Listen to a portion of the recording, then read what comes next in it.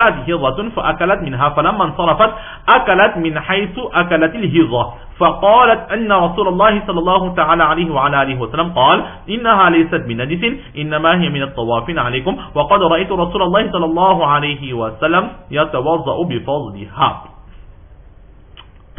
Donc, Imam Abu Daoud qui nous rapporte de son professeur Abdullah ibn Maslama, qui rapporte de son professeur Abdul Aziz, qui rapporte de Daoud ibn Salih ibn Dinar at-Timar, qui rapporte de sa mère. Donc, Daoud, fils de Salih, rapporte de sa mère qui dit que sa maîtresse, donc en apparence, la mère de Daoud ibn Salih, c'était une esclave ou une servante. Et donc, sa maîtresse va l'envoyer auprès de Hazrat Aïcha radiyallahu ta'ala anha.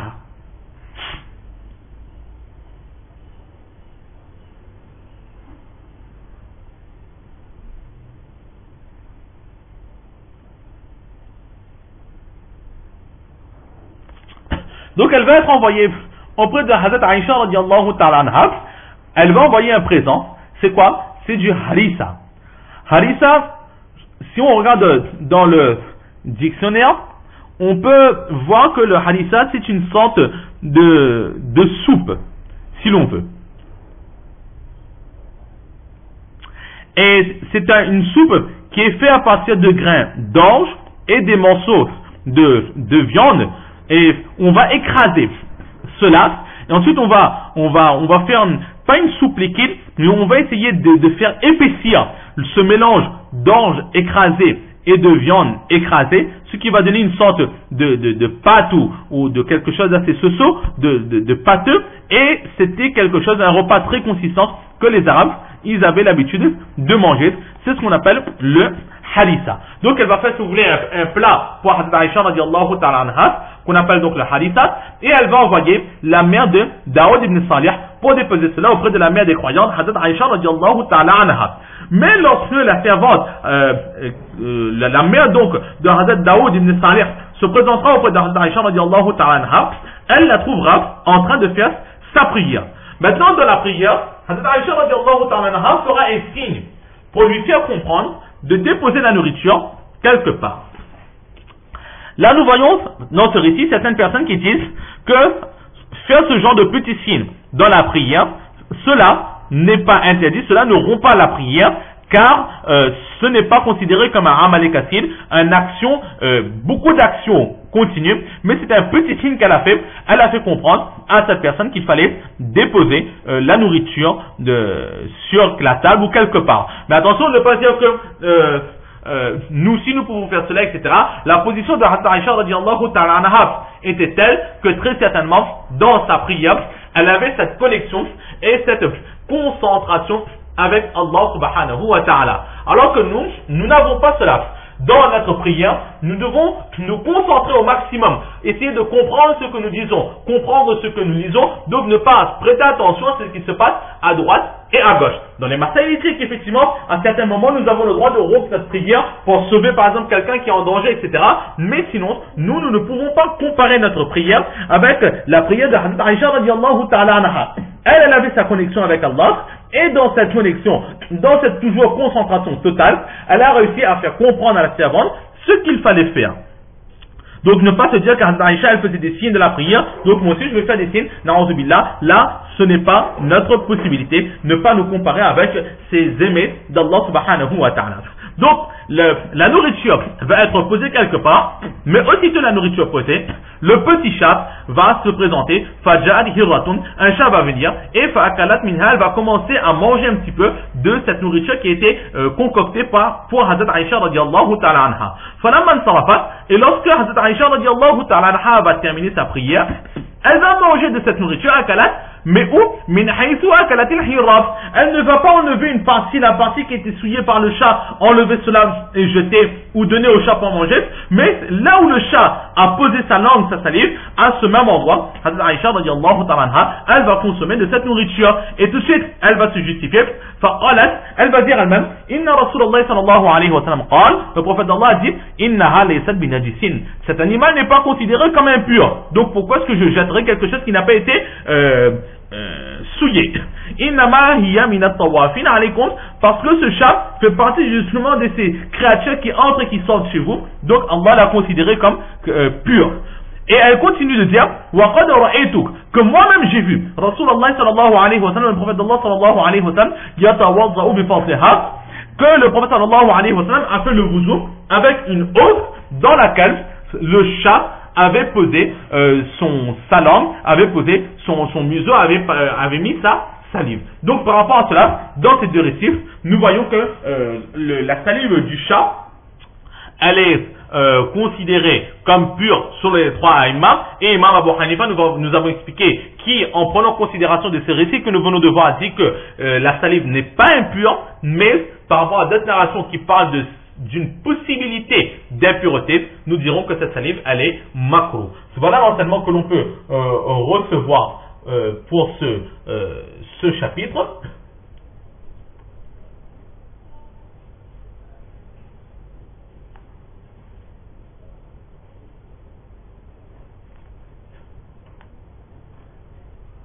Maintenant,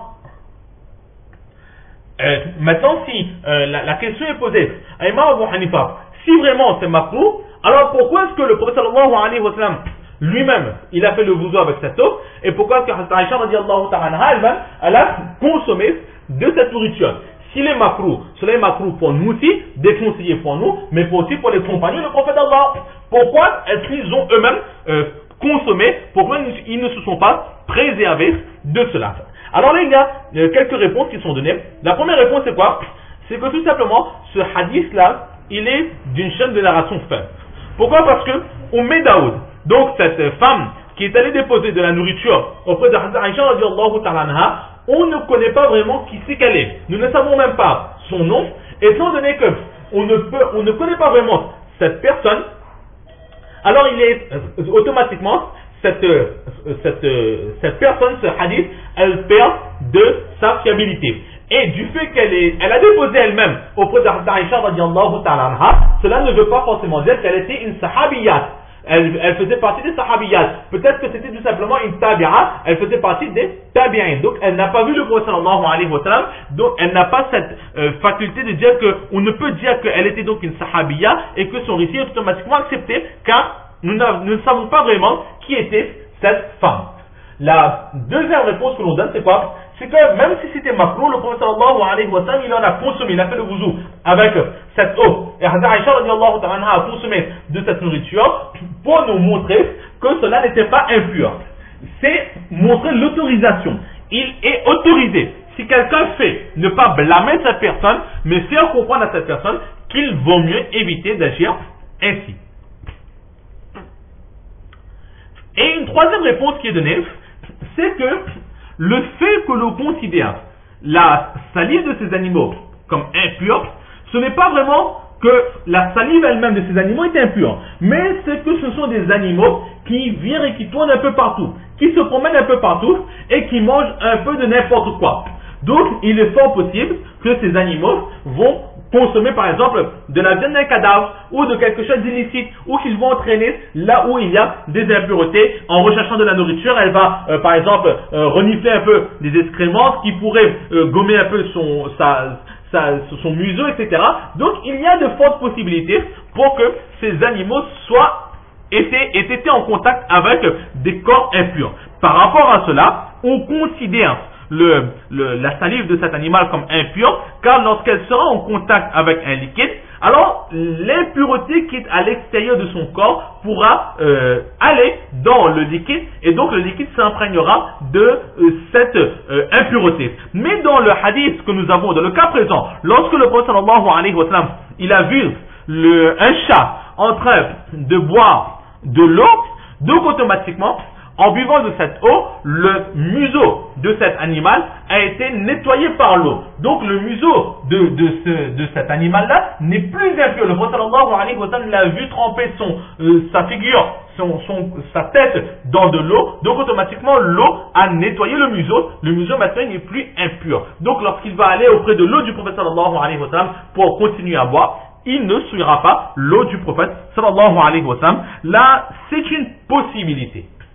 C'est une possibilité, peut-être un peu tirée par les cheveux, mais c'est une possibilité. Et Imam Abu Hanifa, il dit que lorsqu'au sujet d'un hadith, il y a des possibilités, alors on ne peut plus utiliser ce hadith-là comme preuve pour quoi que ce soit. Parce qu'il est possible que c'est comme ça, il est aussi possible que c'est autrement. Donc automatiquement, lorsqu'il y a un doute au sujet de l'interprétation d'un hadith, le hadith il sera automatiquement mis de côté. Donc le fait de dire que le prophète sallallahu alayhi wa sallam lui-même, il a fait wuzu avec de l'eau dans laquelle le chat il avait bu, ce n'est plus une preuve acceptable.